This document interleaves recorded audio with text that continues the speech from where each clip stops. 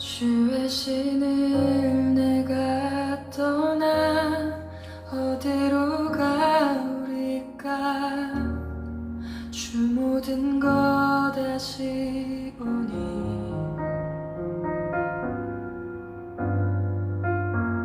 하늘 끝에 올라가도 저 바다 끝에 거할지라도 주 거기에 계시네.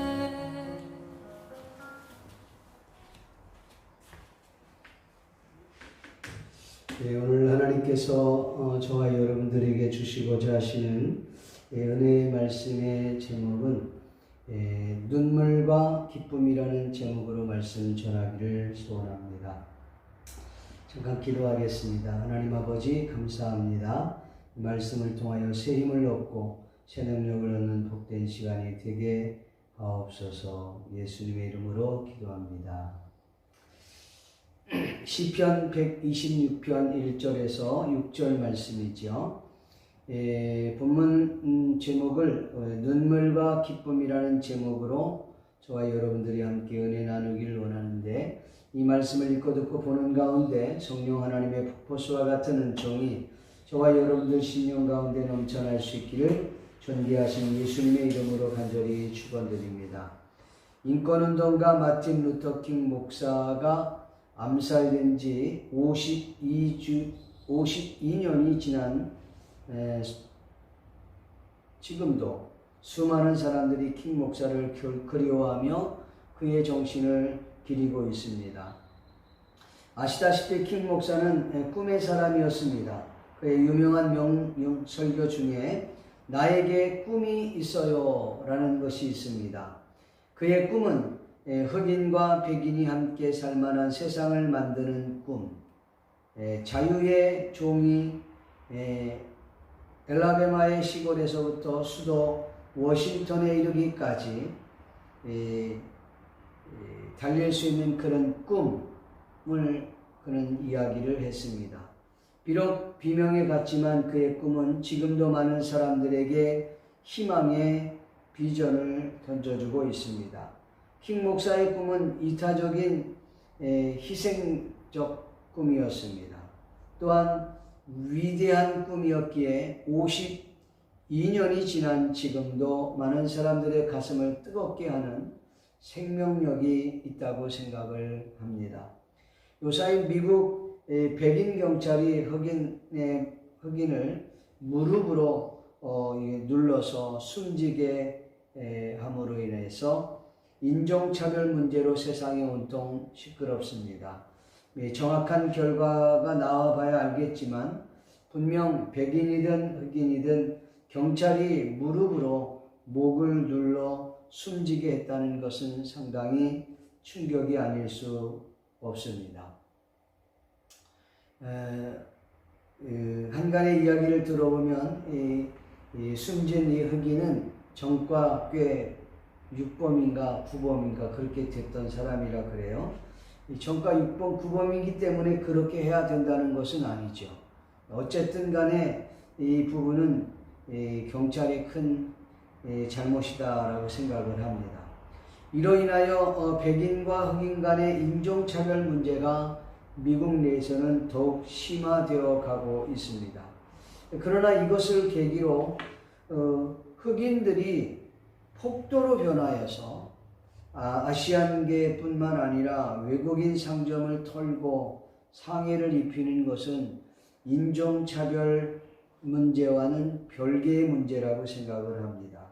이는 또 다른 범죄이고 백인 경찰이 흑인에게 가혹한 행동을 한 것과 전혀 다를 바 없는 범죄 행위라는 사실이죠. 반드시 이와 같은 행동은 처벌을 받아야 마땅하다고 생각을 합니다. 무고한 흑인의 그 죽음이 자신들의 약탈을 정당화시킬 수는 없다는 것이죠.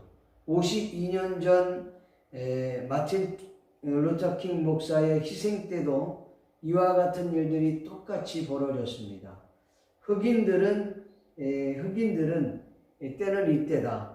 그리고 자신들이 평소 갖고 싶어 했던 것들을 상점에 들어가서 막 문을 부수고 유리를 깨고 사람들에게 상해를 입히고 그리고 자신들이 원하는 것들을 탈취해 갖고 오는 이런 행동들을 하는 것이죠.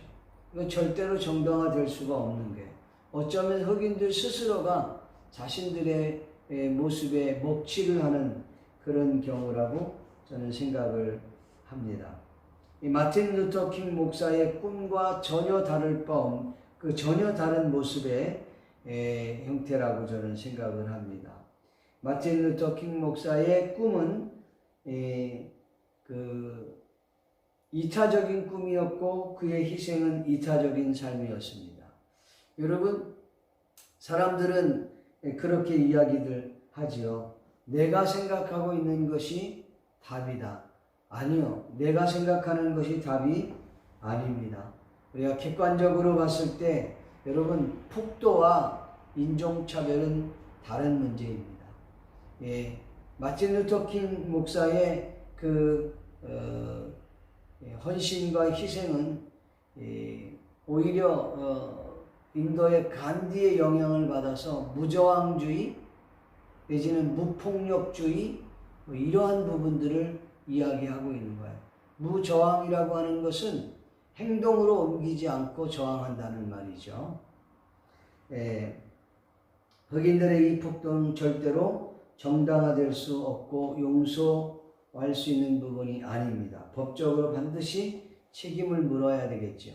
이 일이 오늘날 우리에게도 해당된다고 생각을 합니다. 정당화시키기 위해서 내가 이렇게 엄청난 손해를 얻었으니까 너도 이렇게 손해를 얻어야 돼. 이런 거 말이죠. 이건 참 옳은 모습은 아니라고 생각합니다. 사랑하는 성도 여러분, 꿈이란 무엇일까요? 꿈이란 마음속의 바램이나 이상, 또 생시처럼 보고 듣고 느끼는 여러 가지 현상일 것입니다. 한마디로 표현하자면 지금 현실에 있어서 도저히 이루어지리라고 생각할 수 없었던 것이 마치 현실로 이루어진 것을 소위 우리는 꿈 같다라고 말하는 것입니다. 만약에 이와 같은 이와 같은 꿈이 현실로 이루어진다면 어떻게 될까? 아마도 우리는 하늘을 날아가듯 기쁘고 즐거울 것입니다. 또한 가히 입으로 마음으로 표현할 수 없을 만큼 좋을 것입니다. 본문에서 소개되고 있는 내용이 바로 이와 같은 내용이지요. 옛말에 고진감래라고 하는 말이 있습니다.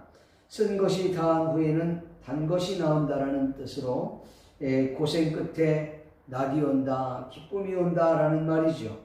본문에서 이스라엘 백성들은 포로로 고생 끝에 하나님께서 그들의 영원인 자유를 허락해 주셨습니다. 이것에 대한 찬양의 시가 시편 126편입니다. 도저히 이루어질 수 없는 꿈 같은 이야기가 그들의 현실 속에 벌어지게 된 것이지요. 이 내용을 살펴보면서 함께 은혜 나누기를 원합니다. 먼저 우리가 생각할 수 있는 것은 꿈 같은 현실이 우리에게 나타났다. 여호와께서 시온의 포로를 돌려보내실 때 우리는 꿈꾸는 것 같았도다 라고 본문 1절에 말하고 있어요. 우리가 꿈꾸는 것 같았도다. 포로 귀환 사건은 예기치 못한 경이로운 일이었기에 실제 그 일이 도래했을 때 이스라엘 백성들의 그 반응은 정말 꿈꾸는 것 같았다라고 그들이 표현하고 있는 것입니다. 공동번역 성경에는 이렇게 소개하고 있습니다. 야훼께서 시온의 포로들을 풀어주시던 날 꿈이던가 생시든가 이렇게 표현을 했습니다. 이게 꿈인지 현실인지 구분할 수 없는, 분간할 수 없을 정도로 그들은 기뻤다는 것이지요. 많은 성도들이 자신의 삶에 기적이 나타나기를 기대하고 있습니다.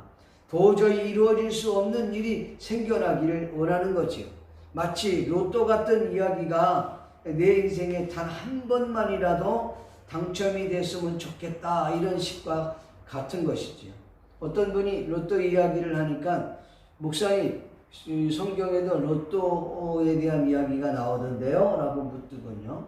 목사님이 성경에는 그런 도박에 관련된 얘기는 언급하고 있지 않아요. 이렇게 얘기했더니 아니에요. 제가 성경에서 분명히 봤어요. 로또가 있던데요. 구약 성경에 보니까 이에 아브라함이 여호와의 말씀을 쫓아갔고 롯도 그와 함께 갔으며 아브라함이 하나님을 떠날 때 그 나이 75세였더라.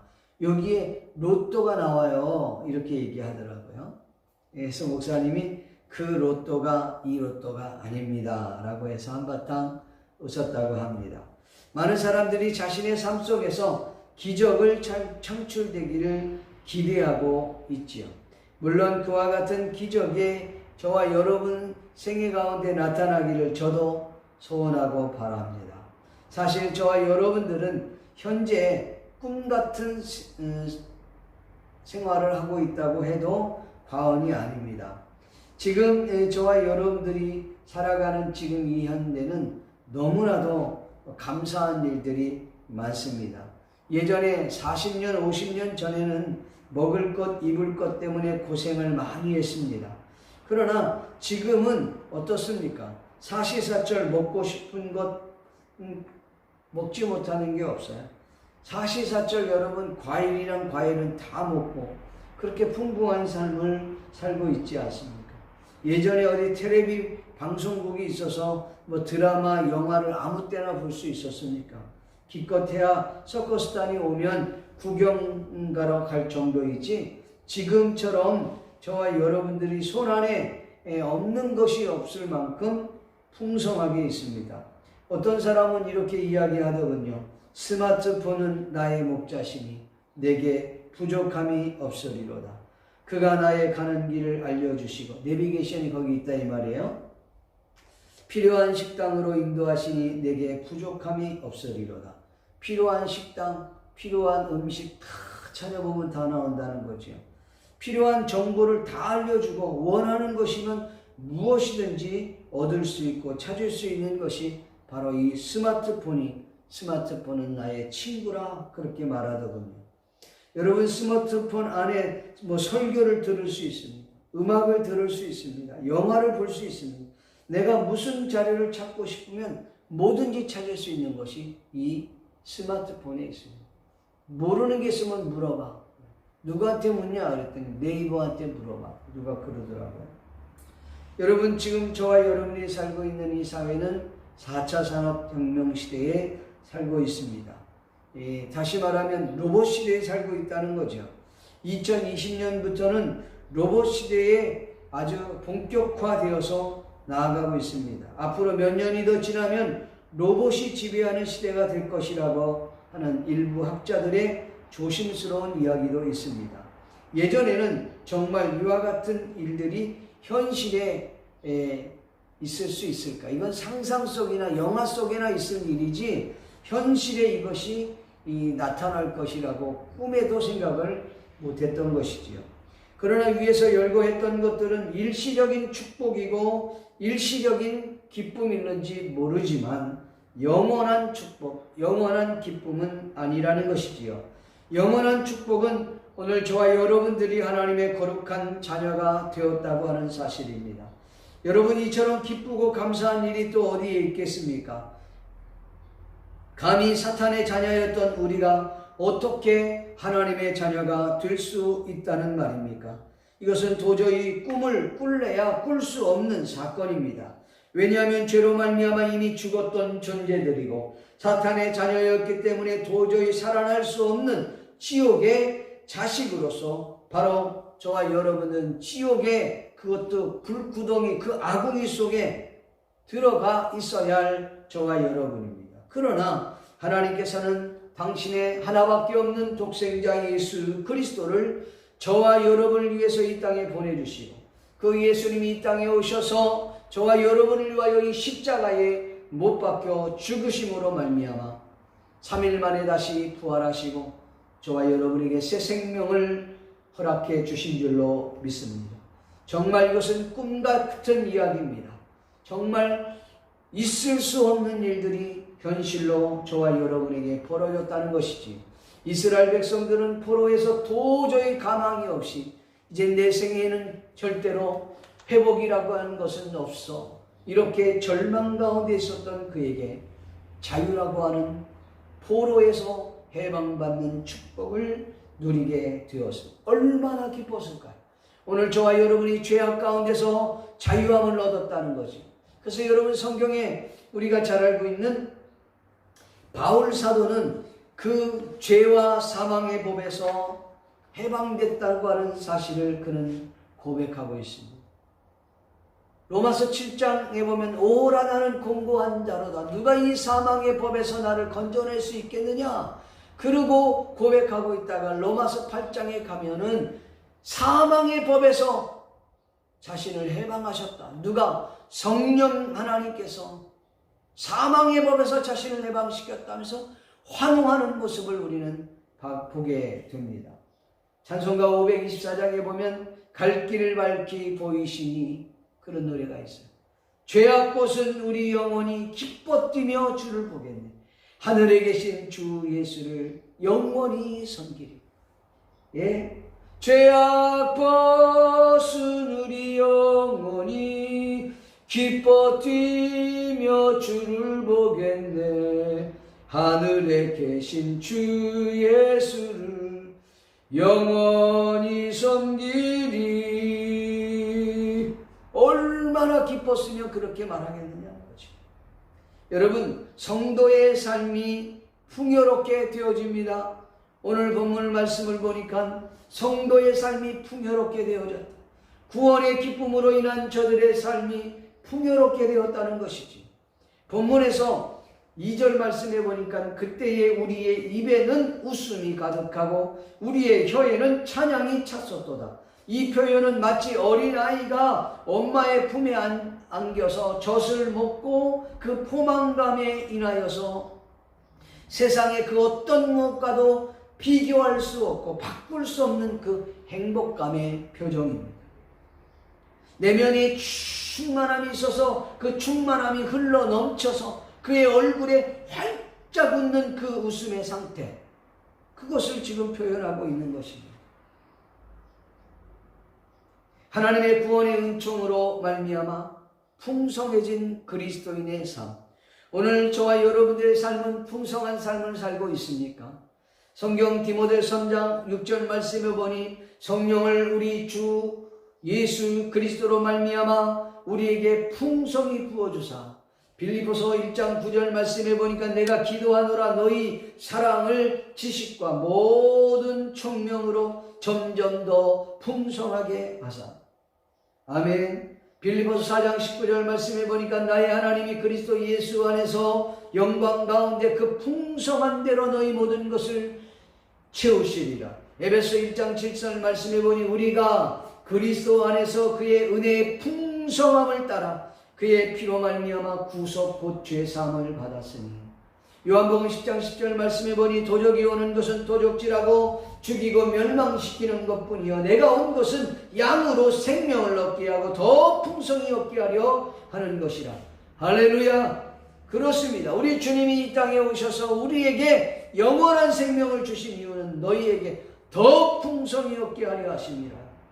예전에 교회 홈페이지에 어떤 성도분이 중보 기도 제목을 올렸어요. 많이 힘들어서 중보 기도를 부탁한 거죠. 그것을 보면서 이 집사님이 얼마나 힘들었으면 이런 기도 제목을 올렸을까. 이 집사님이 이 정도로 힘든다면 다른 분들은 어떻게 되냐. 더할 나위 없지. 말할 것도 없이 힘들 것이다. 그 기도 제목을 보면서 함께 기도하면서 하나님 그분에게 구원의 감격을 주시고 그에게 영혼뿐만 아니라 육체까지도 하나님 문제가 해결될 수 있도록 도와주라. 그렇게 기도해. 분명히 하나님께서는 그분에게 새로운 길과 더 좋은 길을 열어주시리라고 확신합니다. 어느 책에 보니까 이런 기도문이 있더라고요. 제가 한번 소개해 드리겠습니다. 기도는 내가 하나님과 친교하는 것으로 나는 기도를 믿는다. 기도는 당신 속에 있는 소극적인 감정들을 제거시키며 기도의 능력을 통해서 여러 가지 일들을 생긴다. 당신이 예수 그리스도께서 허락하신 풍성한 인생을 원한다면 당신은 당신 속에 있는 공포, 의심, 불신, 미움, 분노, 질투, 불안, 자기 연민 등의 소극적인 감정들을 버려야 한다. 예수 그리스도는 이런 나쁜 것들을 당신 인생 속에서 제거하실 수 있는 능력을 갖고 계신다. 예수 그리스도는 당신 속에 사랑과 용기와 희망과 좋은 유머와 명랑과 낙관과 열심과 자신감과 높은 자존감의 등의 적극적인 아이디어를 채워줄 수 있다. 나는 기도를 믿는다. 여러분, 성도 여러분, 우리가 풍성한 삶을 누리는 것은 정말 예수 그리스도를 통해서 이것을 누릴 수 있습니다. 그분께 맡기면 누릴 수 있다는 것이지요. 그런데 우리가 예수님을 믿으면서도 자신이 모든 것들을 담당하려고 하니까 할 수 없게 되는 거죠. 풍성함을 누릴 수 없게 된다는 것이지요. 주님께 맡기십시오. 주님께 의뢰하십시오. 그러면 그 하나님께서 우리에게 풍성함을 안겨다 준다는 것이죠. 또 한 가지 우리가 볼 수 있는 것은 성도들의 삶은 믿지 않는 자들의 증거가 되어야 한다는 것이죠. 본문 2절 3절에 보니까 열방 중에 말하기를 여호와께서 저희를 위하여 뭐 했다? 대사를 행하였다. 큰 일을 행하였다. 할렐루야. 그러니까 믿지 않는 자들의 삶이 믿지 않는 자들에게 간증이 되는 삶, 설교의 재료가 되는 삶으로 바뀌어졌다 이 말입니다. 세상 사람들이 말하기를 여호와께서 저희 믿는 사람들에게 큰 일을 행하셨어. 대사를 행하셨어. 이 얼마나 멋진 인생입니까? 우리의 삶이 또 다른 믿지 않는 사람들에게 본이 되고 영향력을 미치는 증거가 된다면 축복 그 자체가 아니고 또 무엇이겠습니까? 물론 하나님이 전적으로 은혜였다라고 우리는 고백할 수밖에 없을 것이죠. 오늘날 저와 여러분들이 삶이 하나님께서 쓰시기에 편리한 도구가 될 수 있기를 바랍니다.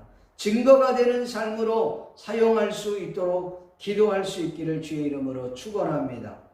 영국의 유명한 언론이자 무신론자였던 마가렛이라고 하는 사람이 인도의 캘커타라고 하는 곳에 여행을 하다가 우연히 테레사 수녀를 만나게 되었습니다. 그 테레사 수녀의 생활 면미를 이 사람이 쳐다보면서 한 3일 동안 이 테레사 수녀와 함께 지내게 되었어요. 그리고는 그가 철저한 무신론자가 기독교인이 되기로 마음을 결심했습니다. 그는 책에서 이렇게 고백을 했습니다. 기독교 신앙의 깊이는 내가 알 수 없으나 무엇이 한 인간의 세계를 그토록 온전히 헌신하였단 말인가? 자기를 버리고 그토록 온전히 헌신을 하는 데 있어서 그 이유가 있을 것이다. 나는 예수를 믿겠다. 한 사람의 진실한 헌신이 많은 사람들에게 이와 같은 감동을 준다는 사실은 우리가 기억해야 할 것입니다. 이것을 다시 오늘 우리에게 돌린다면 사랑하는 성도 여러분, 저와 여러분들의 삶을 돌아보십시오. 우리들의 삶을 보고 또 다른 사람들에게 간증이 되는 삶, 증거가 되는 삶이 되어야 할 줄로 믿습니다.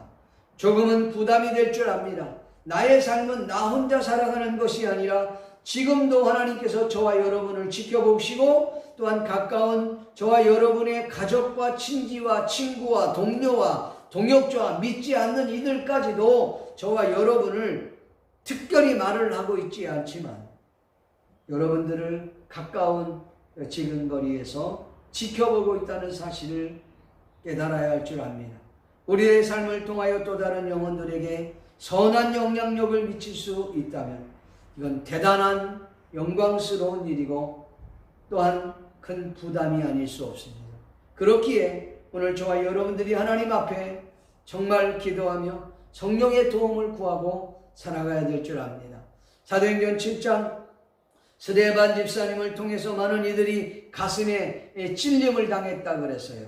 그만큼 영향력을 미쳤다는 거지요. 8장에 보니까 빌립 집사를 통하여 사마리아 성에 큰 기쁨이 있었던 것처럼 오늘 저와 여러분들의 삶을 통하여 개인뿐 아니라 가정과 여러분 사회와 공동체와 이 교회에 큰 기쁨이 있기를, 선한 영향력을 미치는 증거자들의 삶이 될 수 있기를 주의 이름으로 축복합니다. 마지막으로 참고 인내하는 성도에게는 마지막으로 주어지는 축복이 기쁨이라고 하는 사실입니다. 본문에 이렇게 말씀합니다. 눈물을 흘리며 씨를 뿌리는 자는 기쁨으로 거두리로다. 울며 씨를 뿌리러 나가는 자는 정령 기쁨으로 그 단을 가지고 돌아오리라고 했습니다. 씨를 뿌리는 때는 고통과 근심의 때이나 씨를 뿌리는 자는 추수 때에 풍성한 수확을 얻게 됩니다. 마찬가지로 포로 생활로 많은 사람들이 시련을 당하였으나 그들 앞에 영광스러운 미래가 기다리고 있었습니다. 수고, 고통, 압제, 낙심, 기다림 때를 믿음으로 극복하는 자는 결코 그 상급을 잃지 않을 것이라는 것이, 눈물이 변하여 기쁨으로 바뀌게 되었다는 것이지요.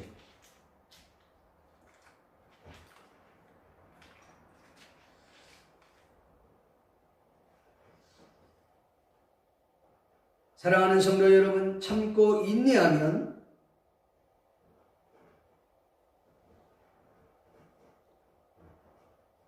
반드시 하나님께서 우리에게 인내를, 기쁨을 주시게 될 줄로 믿습니다. 성경 마태복음 7장 7절에서 11절에 보니 우리가 너무 잘 아는 말, 구하라 그러면 주실 것, 찾으라 그러면 찾을 것이요, 문을 두드리라 그리하면 열릴 것이니 너희 중에 누가 아들이 떡을 달라고 하면 돌을 주며 생선을 달라고 하면 뱀을 줄 사람이 어디 있겠느냐. 너희가 악한 자라도 좋은 것을 자식에게 줄 줄 알거든. 하물며 하늘에 계신 너희 아버지께서 구하는 자에게 좋은 것을 주시지 않겠느냐. 사랑하는 성도 여러분, 이 말씀을 여러분 진실로 믿습니까? 너희가 악한 자라도 좋은 것을 자식에게 줄 줄 알거든. 하물며 하늘에 계신 너희 아버지께서, 하나님이 우리 아버지라는 사실이 확신하다면 그 아버지께서 저와 여러분들에게 좋은 것을 주실 줄 믿습니까? 확신합니까?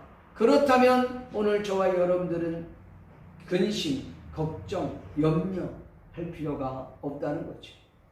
사실 많은 성도들이 염려하며 삽니다.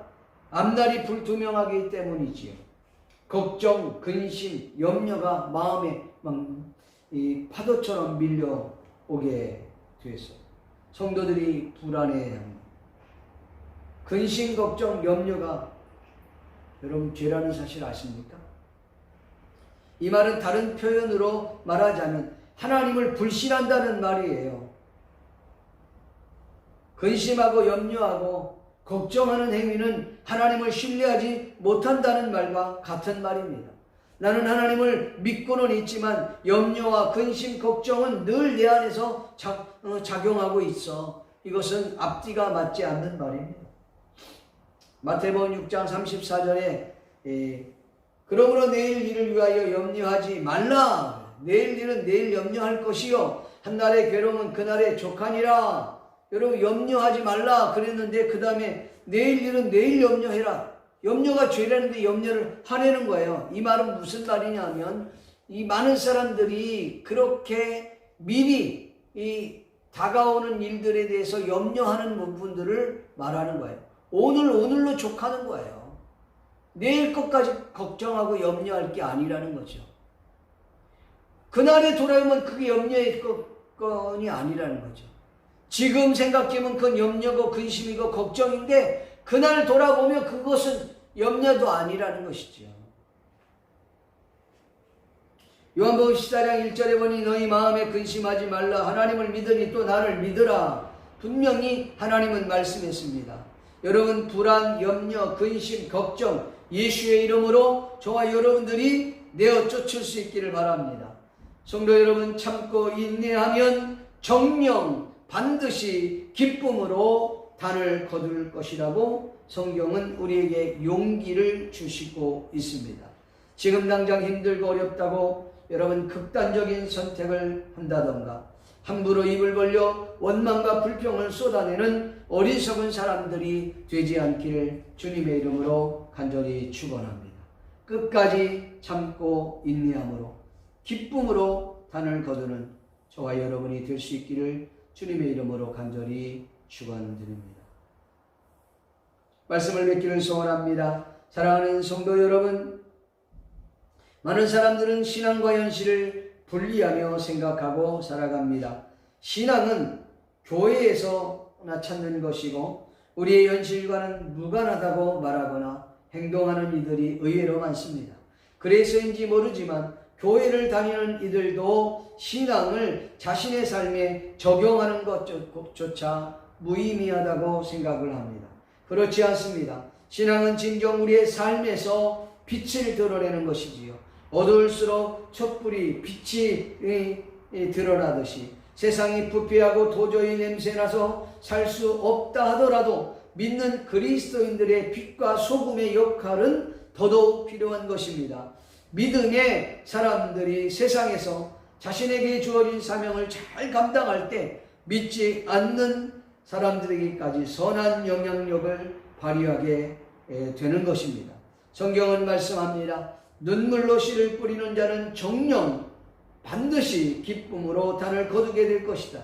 우리의 현실의 만족 이전에 구원에 감사하고 기뻐하며 더 나아가 삶의 풍성함을 주시는 여호와 하나님을 의심 없이 받아들이고 이전보다 더 큰 축복의 풍성한 삶을 누릴 수 있기를 주님의 이름으로 축복합니다. 또한 많은 사람들이 저와 여러분들을 바라보며 믿는 자들은 하나님께서 저렇게 돕는 자야, 하나님께서 저들과 함께하는 분이야, 하나님께서 저에게 큰 일을 행하시는 분이야 라고 증거가 되는 삶이 될 수 있기를 주의 이름으로 축복합니다. 사랑하는 성도 여러분, 조금만 더 참고 인내합시다. 좋은 일이 있을 것입니다. 힘을 더 내십시오. 그러면 반드시 정녕 눈물이 변하여 기쁨으로 단을 거두게 될 것입니다. 함께 기도하겠습니다. 고마우시고 자비로우신 아버지 하나님, 하나님의 은혜와 은총을 감사합니다.